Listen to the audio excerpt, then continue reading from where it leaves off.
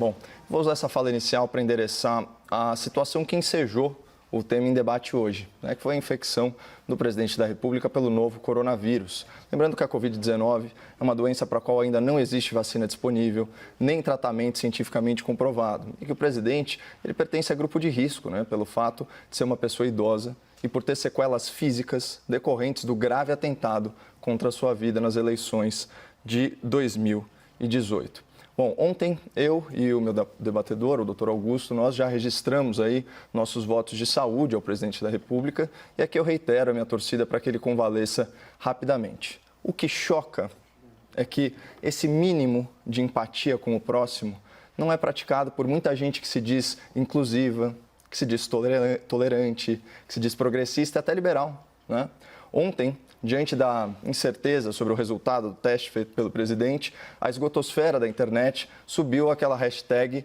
#ForçaCovid, uma torcida mórbida, explícita ou velada pela morte do presidente. Não é de hoje que a rede mundial de computadores se tornou, por assim dizer, o repositório de insatisfações pessoais de gente muito frustrada com a sua própria realidade. E, nesse sentido, eu vejo o Twitter, por exemplo, muito mais como uma terapia em grupo do que como uma rede social. Mas para uma empresa que viola a liberdade de expressão de seus usuários mais críticos, que censura postagens arbitrariamente e se diz tão preocupada com os tais discursos de ódio, não é estranho que conteúdos desejando a morte de alguém sejam mantidos e ainda promovidos na plataforma? Só um parênteses. Vocês conseguem imaginar o que aconteceria se cidadãos que apoiam o governo publicassem postagens em redes sociais desejando explicitamente a morte dos ministros do STF por Covid?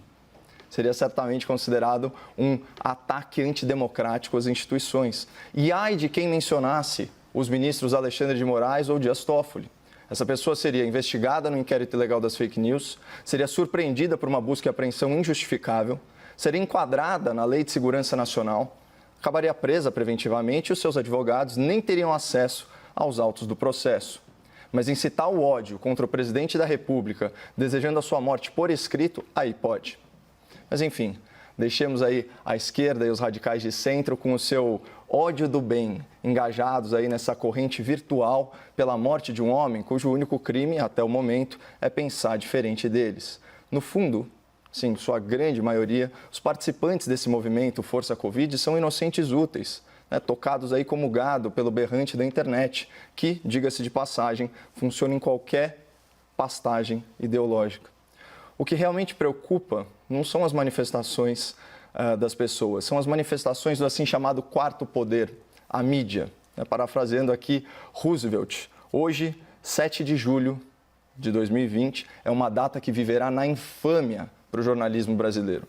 O Grupo Folha, controlador do jornal de maior circulação e do site noticioso com mais audiência no país, publicou um artigo vergonhoso intitulado "Por que torço para que Bolsonaro morra?". Eu vou repetir: por que torço para que Bolsonaro morra? Eu vou omitir do espectador da CNN o nome do autor desse artigo, por 2 motivos.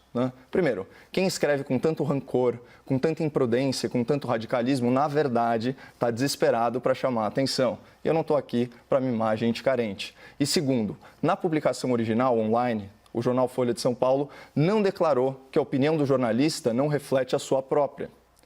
E o autor atua como editorialista do periódico, isso já há muitos anos. Portanto, a crítica é essencialmente à empresa que usa o seu vasto poder econômico para fazer militância partidária de muito baixo nível, como o espectador pode atestar em trechos dessa ode ao ódio político publicada hoje na Folha. Vou ler isso aqui para vocês. Abre aspas. Jair Bolsonaro está com Covid-19. Torço para que o quadro se agrave e ele morra. Nada pessoal. É que no consequencialismo, ações são valoradas pelos resultados que produzem. O sacrifício ou a morte de um indivíduo pode ser válido se dele advier um bem maior. Então, só para contextualizar o espectador, a ética consequencialista avalia se uma ação é boa ou ruim, justa ou injusta, correta ou incorreta, com base nas consequências, sejam elas intencionais ou não intencionais, desse ato. Ou seja, numa interpretação vulgar, mesmo um crime pode se tornar um ato virtuoso, dependendo dos resultados que ele produz.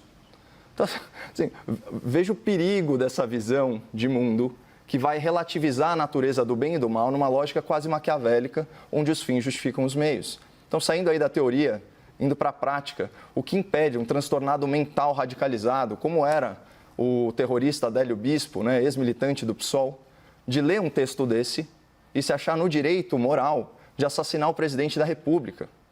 E o artigo da Folha insiste nesse argumento e insiste ad nauseam. Olha o que ele diz: a morte do presidente torna-se filosoficamente defensável se estivermos seguros de que acarretará um número maior de vidas preservadas. Vou repetir: a morte do presidente torna-se filosoficamente defensável. Imagina se o povo brasileiro usasse essa lógica para fazer justiça com as próprias mãos contra políticos corruptos. Todo mundo sabe que corrupção num país em desenvolvimento nada mais é que tirar recurso dos mais pobres. E claro, num país em que falta remédio, em que a estrada é esburacada e que a pistola atira sozinha, corrupção mata. Então, pela lógica do jornal aí de maior circulação do país, também seria filosoficamente defensável assassinar políticos ladrões para preservar vidas da população vulnerável? Será que o jornalismo militante está disposto a perder o seu corrupto de estimação, aí em nome do consequencialismo, né? Então, esse artigo incita o ódio político e presta um desserviço à democracia e ao debate público, calcado em ideias defensáveis, em ideias construtivas. A publicação da Folha é uma vergonha para a imprensa nacional e tinha que ser matéria nas faculdades de jornalismo como exemplo de falta de imparcialidade, falta de prudência e acima de tudo, falta de ética. Ao longo do debate, nós vamos discorrer aqui, eu e o doutor Augusto, sobre erros e acertos do governo na condução da pandemia. E certamente, né, doutor, nós vamos divergir bastante, mas sem torcer pela morte um do outro. Isso seria e é inaceitável.